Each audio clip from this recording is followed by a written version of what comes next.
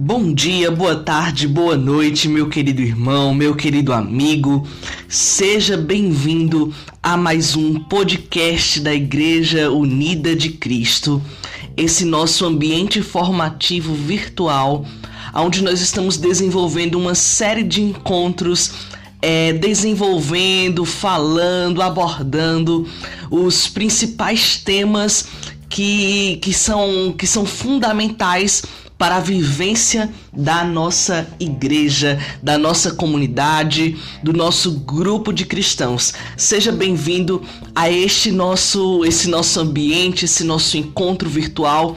Você pode ser parte desse movimento, você pode ser parte desta comunidade. Procure-nos através do nosso site www.igrejaunidadecristo.com ou através do nosso e-mail contato@igrejaunidadecristo.com, e nós teremos o maior prazer em lhe acolher, em lhe amparar, em lhe amar, em fazer com que você seja parte disto que Deus está fazendo em nós e através de nós, para a glória de Deus Pai nosso Senhor.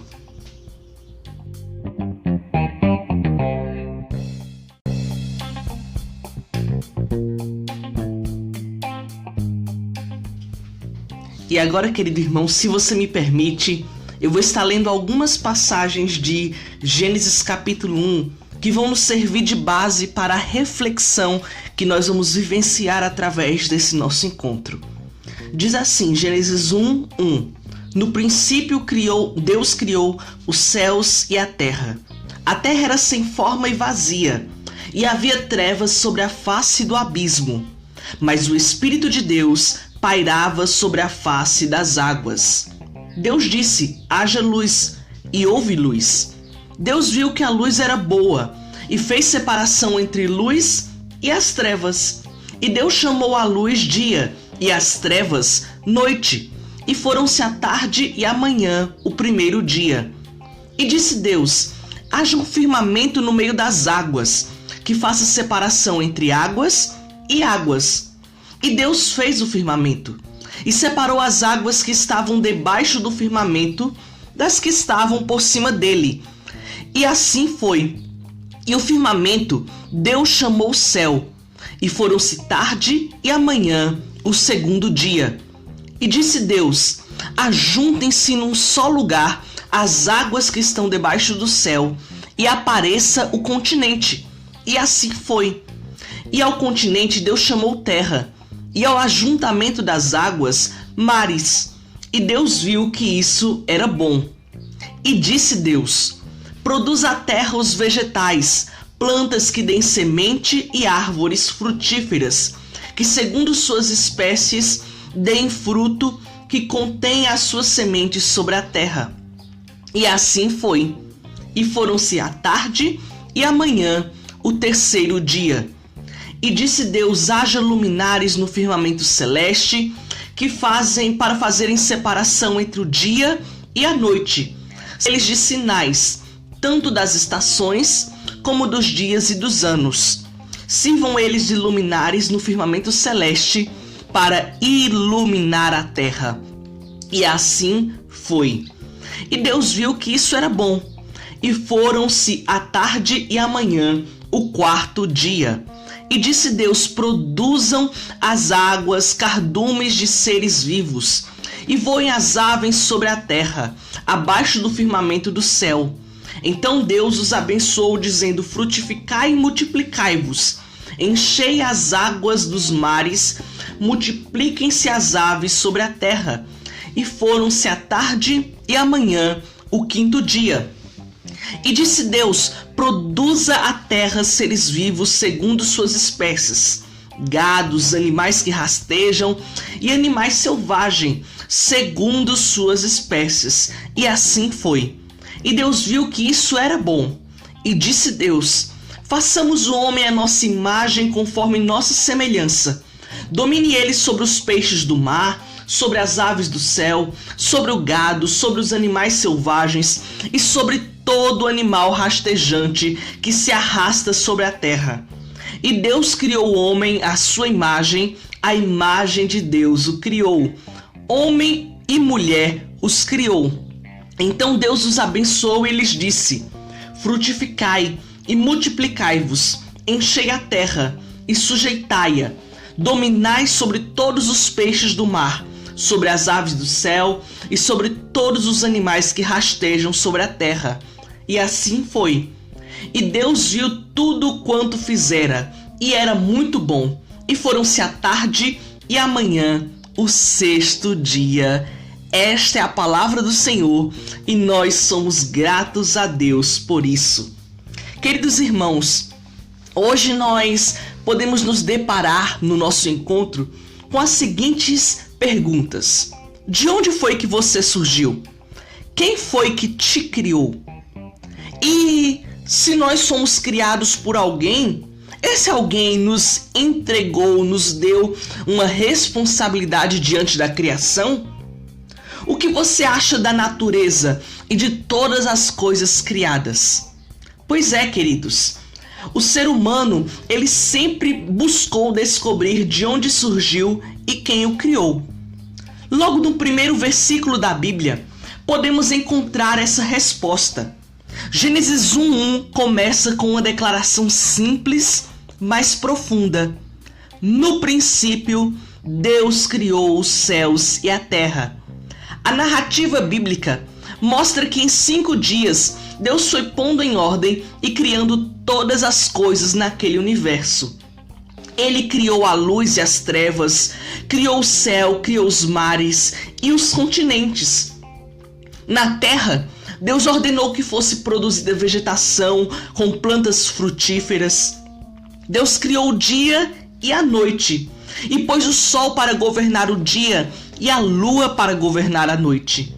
Criou diversos animais para habitarem as águas e aves para os céus, gados, animais que rastejam e animais selvagens para a terra.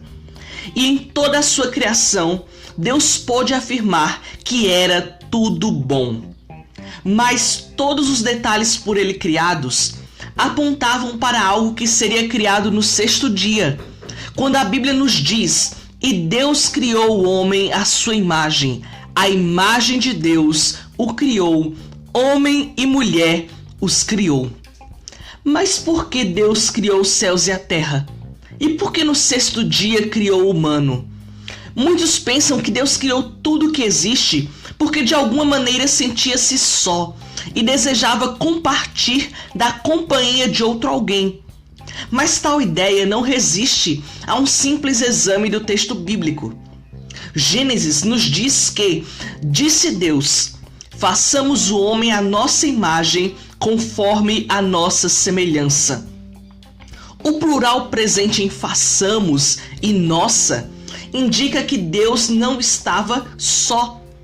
Antes, Deus estava completo em si mesmo, como compreendemos com a revelação de que em Deus há 3 pessoas divinas: o Pai, o Filho e o Espírito Santo, que estão em uma constante dança de unidade e relacionamento.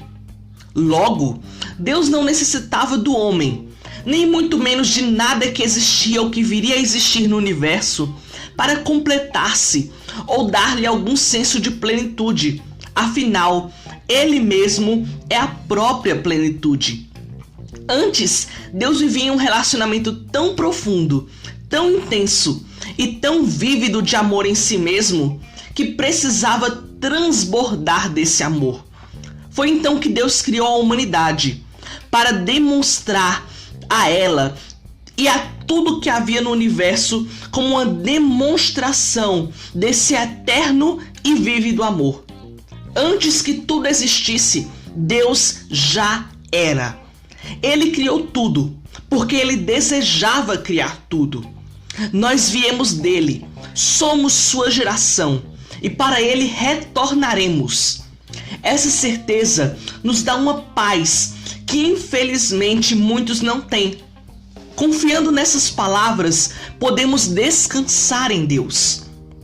Mais confiança temos ainda quando descobrimos que Deus não apenas criou o mundo e o deixou sem algum objetivo nenhum.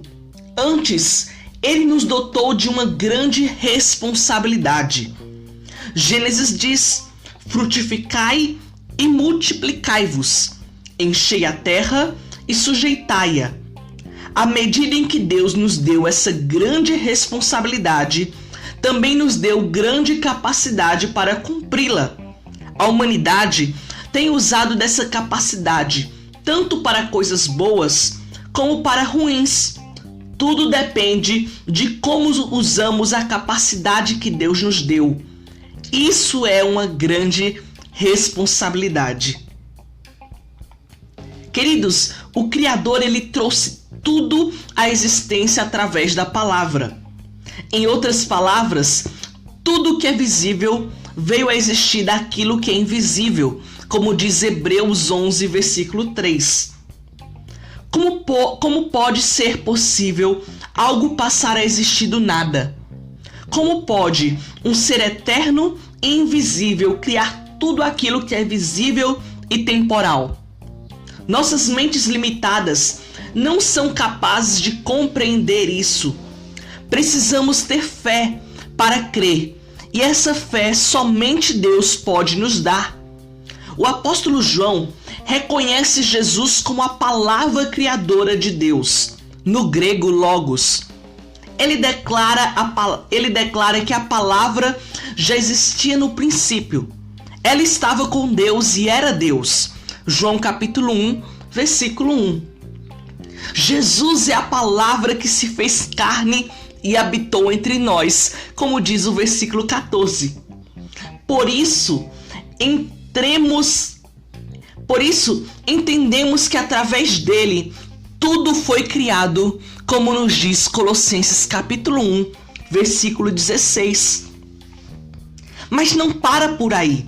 Jesus participa de toda a criação e é também o motivo de tudo ser como é.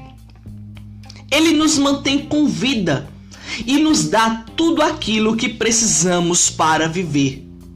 Por isso, para vivermos bem, precisamos viver conectados à palavra, origem e fonte da nossa existência. Toda a criação, inclusive a humanidade, depende de Jesus, pois somente ele é autossuficiente e autodependente. Este soberano poder de Deus está regendo desde o movimento das gigantescas galáxias no cosmos ao movimento subatômico da mais ínfima matéria. O ser Deus é sinônimo de soberania, e a sua vontade é realizada sem que algo ou alguém possa a impedir. Esse Deus criador, energia, algo abstrato, mas é real e pessoal, pois tem sentimentos, inteligência, vontade. Ele ama, se irrita, se entristece, sente ciúmes. Porém, ele não é uma pessoa como nós, mas uma pessoa de uma ordem diferente. O homem, nesse plano de Deus, não poderia ser criado só, pois assim como em Deus tinha uma pluralidade, o humano deveria tornar-se um grande homem plural. Para isso, Deus lhe criou uma ajudadora adequada, um outro alguém que se uniria a ele para com ele se tornar uma só carne. Homem e mulher são criados à imagem e semelhança de Deus. Deus com o objetivo de envolverem-se nesse relacionamento eterno de amor, nessa família de Deus. Para isso, Deus entregou-lhes tudo o que havia na terra para seu sustento e manutenção, a fim de que, no relacionamento que eles desenvolveriam um com o outro, homem e mulher pudessem envolver-se na dança eterna de Deus. E isso tudo era muito bom. E no sétimo dia, Deus descansou de toda a sua obra. Queridos, em outra palavra, a história de Gênesis capítulo 1 e 2 nos mostra a verdadeira história da origem do universo. quem é seu autor e o nome nessa história. Ela não faz em linguagem científica, mas não deixa de nos apresentar toda a verdade a respeito de Deus, Criador, sustentador e Senhor de toda a criação. Esse Criador Supremo viu que toda a criação era boa, tudo era perfeito e tudo estava em harmonia.